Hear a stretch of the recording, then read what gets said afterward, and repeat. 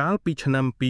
2019មាននិស្សិតម្នាក់ឈ្មោះ Wood កំពុងបញ្ចប់ការសិក្សារបស់គាត់ក្នុងវិស័យសង្គមវិទ្យាគាត់ត្រូវបានឲ្យទៅស្រាវជ្រាវនៅភូមិមួយដាច់ស្រយាលឈ្មោះថាភូមិទឹកច្រោះដែលមិនមាននៅលើផែនដីប៉ុន្តែជនជាតិដើមភូមិនោះនៅតែរស់នៅនិងអះអាងថាវាជាទីកន្លែងស័ក្តិសិទ្ធិ Wood ធ្វើដំណើរតាមផ្លូវលំបាកជាង1ម៉ោងដើម្បីទៅដល់ភូមិនោះនៅទីនោះគាត់ស្នាក់នៅផ្ទះមិត្តស្រីម្នាក់និងប្រពន្ធគាត់ឈ្មោះអាមួយផ្ទះដែលគេស្នាក់គឺផ្ទះចាស់បែបបុរាណធ្វើពីឈើជញ្ជាំងបិទជាបែបថ្មខ្មៅដែលគេនិយាយថាសាងសង់ចាស់ស្ទើរទៅជាង70ឆ្នាំហើយ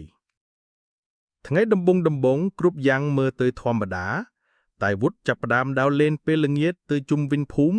និងថតរូបឬសរសេរចំណាំក្នុងកូនសៀវភៅបុរាណមួយនៅយប់ទី3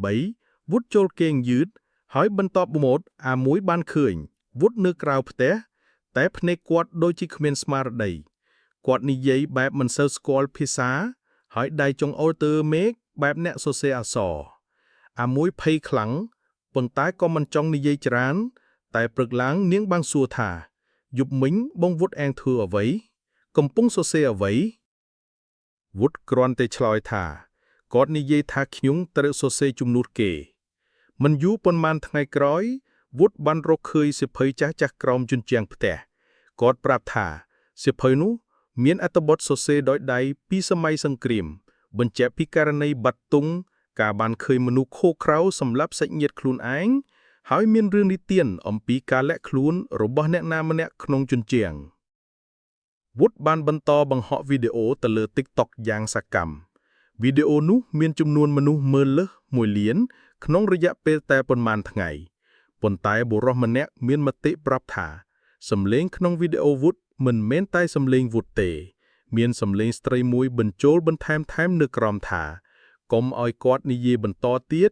គាត់នឹងដឹងច្រើនជាងនឹងទៀតអ្នកគាំទ្រមួយចំនួនបានធ្វើការ remix វីដេអូ Wood និង slow down សំឡេងវាធ្វើឲ្យច្បាស់ថាមានសំឡេងទី2មែនទែនមិនមែន error ឬ sound effect ទេហើយសំឡេងនោះឮថាអ្នកដឹងអ្វីដែលមិនគួរដឹងតែអ្នកនឹងនៅតែរស់ដោយសារគេ TikTok និង YouTube របស់ Wood បានល្បីខ្លាំងប្លែកបំផុតតែគាត់ចាប់ផ្ដើមមានបញ្ហាសុខភាពរាងកាយមិនចង់និយាយនឹងអ្នកណាទេយប់មួយគាត់និយាយក្នុង Live ថាខ្ញុំគ្រាន់តែជាអ្នកសរសេរអត់អីទេតែគាត់នឹងនិយាយជំនួសខ្ញុំឥឡូវនេះបន្ទាប់ពីការផ្សាយផ្ទាល់នោះមនុស្សមិនដែលឃើញ Wood មានវីដេអូថ្មីទៀតឡើយតែអ្វីដែលកាន់តែចម្លែកនោះគឺ TikTok និង YouTube Channel របស់គាត់បន្តបង្ហោះវីដេអូស្វ័យប្រវត្តិជារៀងរាល់អាទិត្យដោយគ្មានអ្នកគ្រប់គ្រងអ្នកមើលនិយាយថាវីដេអូទាំងអស់នោះសុទ្ធតែជាវីដេអូដែលសរសេរជាមួយសំឡេងថ្មីដែលមិនមែនសំឡេង Wood ទេប៉ុន្តែសំឡេងនៃស្ត្រីម្នាក់ដែលដាក់ស្នេហាសោកស្ដាយនិងភាពចងចាំក្នុងឯកភាពចម្លងចុងក្រោយពីកាលមនុស្សរស់ចប់អញិត